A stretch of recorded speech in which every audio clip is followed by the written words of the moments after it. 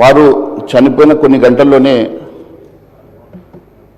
దేశ ప్రధానమంత్రి నరేంద్ర మోడీ గారు చేరుకొని వారికి ఢిల్లీలో స్మారక చిహ్నాన్ని నిర్మాణం చేయాలని చెప్పేసి అక్కడ అనౌన్స్ చేయడం నేను గుర్తు చేస్తా ఉన్నాను అధ్యక్ష.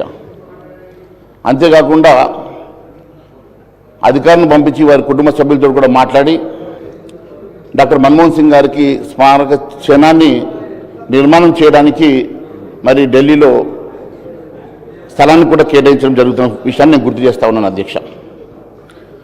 అధ్యక్ష, ఈరోజు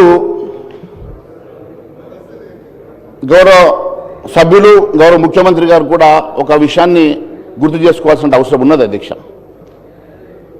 తెలుగు బిడ్డ అయినటువంటి పివి నరసింహారావు గారు ఇప్పుడే సభ్యులు చాలామంది గుర్తు చేస్తూ చెప్పారు.